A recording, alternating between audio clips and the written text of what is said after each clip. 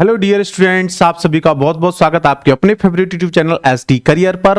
Secret 3 में आप सभी का स्वागत है। जैसे कि मैंने आपको 2 सीक्रेट्स बताए हैं ट्रिग्नोमेट्री के, एडवांस मैथ्स के, ऐसी आज की क्लास में मैं आपको एक और सीक्रेट बताऊंगा। और सभी जो आपके सीक्रेट्स हैं वो एग्जाम रिलेवेंट हैं, तो ये वीडियो जो है मस्ट वॉच है, आप सभी को देखनी चाहिए। जो बस SSC, CGL, CPO, CHSL, CDS की तैयारी कर रहे हैं उनके लिए तो ये बहुत महत्वपूर्ण होने वाले हैं। और ये सेशंस में आपको दूंगा मैं क्यों का जवाब, क्यों कोई भी चीज क्यों आई और कैसे उससे रिजल्ट्स बने और कौन कौन से रिजल्ट्स आपके लिए यूजफुल हैं। ठीक है, तो आज की क्लास में मैंने ऐसी एक और कंसेप्ट उठाया है जो पुरानी 2 वीडियोस में उठाया था, ऐसी आज उठाया है। और इस पर भी क्वेश्चन आपके बहुत सारे आते हैं टीचर्स पैटर्न में, तो 2020, 21, 22 में क्वेश्चनों की भरमार है। नहीं तो आप देख लेना, ये जो मैं कंसेप्ट सिखाने जा रहा हूं इससे बहुत सारे क्वेश्चन आते हैं। तो देखो बच्चों, समझना ध्यान से। जैसे आपने पढ़ा है और हमने भी पढ़ा है, क्या हमने पढ़ा है कि भाई साइन थीटा, हमारा जो sine theta into cosec theta, sine theta into cosec theta बराबर क्या होता है, हमारा 1 होता है। Sine theta into cosec theta बराबर हमारा 1 होता है। ऐसे ही हमारा cos theta into sec theta बराबर हमारा क्या होता है, 1 होता है। ये आप जानते हो, sine theta into cosec theta 1 होता है, cos theta into sec theta 1 होता है ना। ऐसे ही आप कहोगे सर एक और होता है, एक और क्या होता है, tan theta into cot theta 1 होता है। तो ये आपने पढ़ा है। जैसे हम कहते हैं कि भाई साइन थीटा का उल्टा कोसेक होता है, तो sign theta into cosec theta 1 हो जाएगा। कॉस थीटा का उल्टा सेक थीटा होता है, तो cos theta into sec theta 1 हो जाएगा। और टेन थीटा का उल्टा आपका कॉट थीटा होता है, तो tan theta into cot theta 1 हो जाएगा। ये हम सभी जानते हैं। लेकिन देखो ऐसा क्यों होता है और इससे रिलेटेड और कौन सी कंसेप्ट हमारे पेपर में बनते हैं वो आज आप सीखोगे। देखो ऐसा क्यों होता है मेरे प्यारे बच्चों। जैसे हम जानते हैं कि भाई हमारे 6 ट्रिग्नोमेट्रिक रेशियोज होते हैं किसी समकोण त्रिभुज में। तो अगर हमारा कोई राइट एंगल ट्रायंगल है, जैसे मान लो मैंने ये राइट एंगल ट्रायंगल मान लिया आपका, और इसका ये जो एंगल है आपका मान के चलो ये 90 डिग्री का एंगल है ना। तो 90 डिग्री के जो सामने होता है वो हमारा हाइपोटेनस होता है, और जो हम एंगल लेते हैं उसके सामने हमारा परपेंडिकुलर होता है। और ये हमारा क्या हो जाएगा, ये हमारा बेस हो जाएगा। तो 90 डिग्री के सामने कर्ण हो गया, थीटा के सामने लंब हो गया परपेंडिकुलर, और ये हमारा बेस हो गया। अब देखो हमारे 6 ट्रिग्नोमेट्रिक रेशियोज होते हैं। हमारा साइन थीटा बराबर होता है लंब बट्टी कर्ण, तो लंब क्या होगा, परपेंडिकुलर अपॉन हाइपोटेनस। हमारा जो कॉस थीटा होगा, कॉस थीटा हमारा बराबर होता है आधार बट्टी कर्ण, तो आधार कितना होगा, बेस बी अपॉन हाइपोटेनस। और हमारा जो टेन थीटा होता है, टेन थीटा बराबर क्या होता है, टेन थीटा होता है परपेंडिकुलर अपॉन बेस। तो देखो एक्चुअली होता क्या है कि ये जैसे 3 ट्रिग्नोमेट्रिक रेशियोज हैं। अगर कोई समकोण त्रिभुज है तो ये 90 है, ये थीटा है, तो ये वाला एंगल होगा आपका 90 माइनस थीटा। समझना बात को ध्यान से, एकदम ध्यान से बात को समझना। बहुत बारीकी की बातें हैं और बहुत छोटी छोटी बातें हैं लेकिन बहुत यूजफुल है। तो ये 90 माइनस थीटा होता है। तो जैसे आपने साइन थीटा पी बटे एच निकाला, तो पी बटे एच, तो ये इस एंगल के लिए तो साइन का मान है, लेकिन अगर आप इस एंगल के लिए देखोगे तो ये मान आपका ये इस एंगल के लिए बनेगा बेस अपॉन हाइपोटेनस, क्योंकि जो बेस और परपेंडिकुलर है ना वो चेंज होता रहता है अकॉर्डिंग टू एंगल। जब आप ये वाला एंगल लोगे तब तो आपका परपेंडिकुलर पी होगा, लेकिन ये लोगे तो परपेंडिकुलर फिर ये बन जाएगा। तो इस वजह से होता क्या है कि 90 पर आपका साइन कॉस में चेंज होता है, कॉस जो है आपका साइन में चेंज होता है।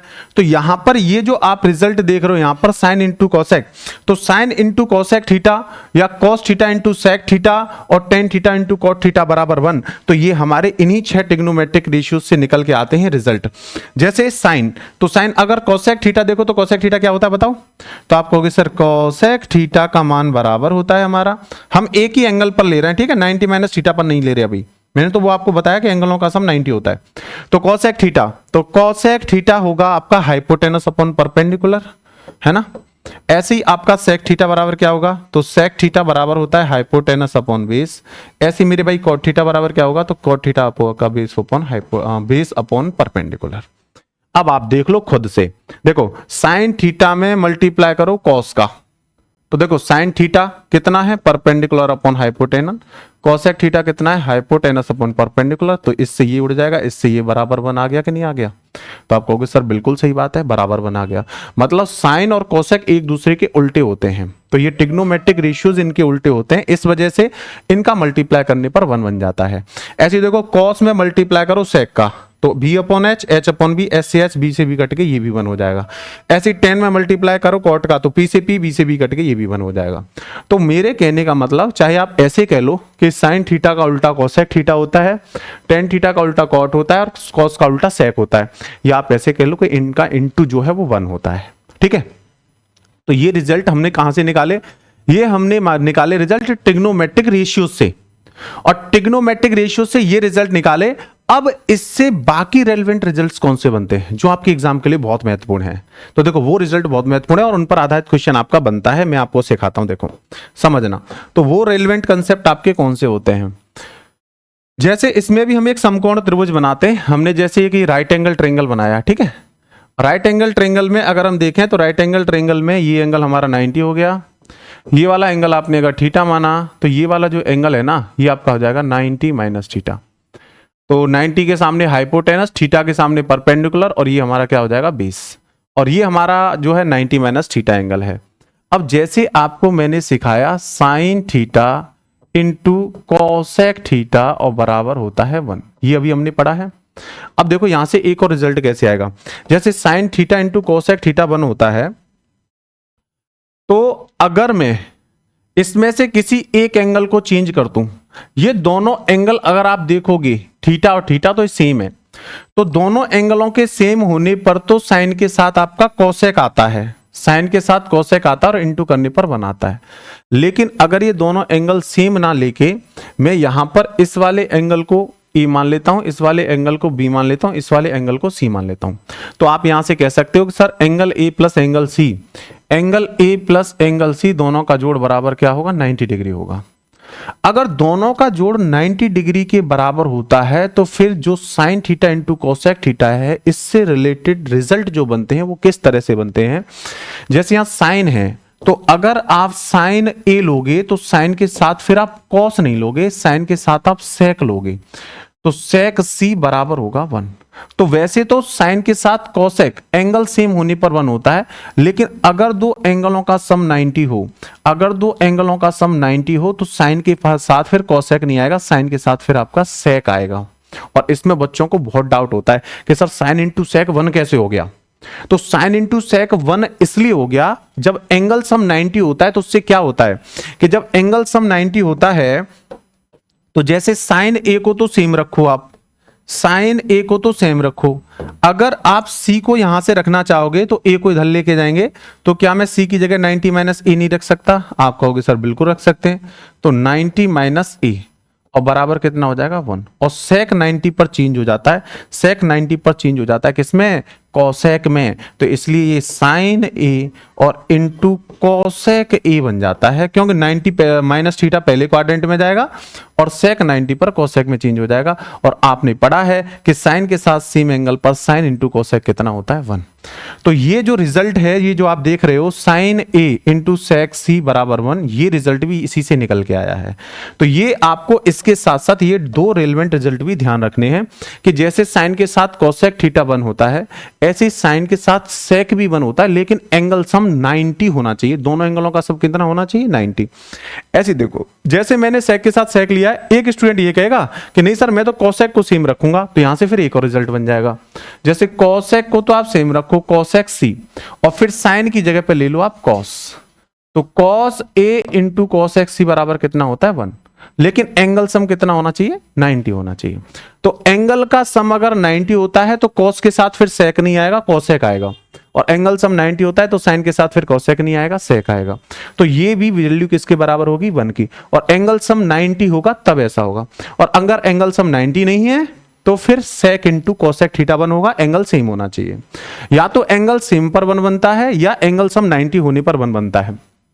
तो एंगल सम 1 साइन के साथ कोसेक आता है और 90 पर साइन के साथ सेक आता है और कॉस के साथ कोसेक आता है।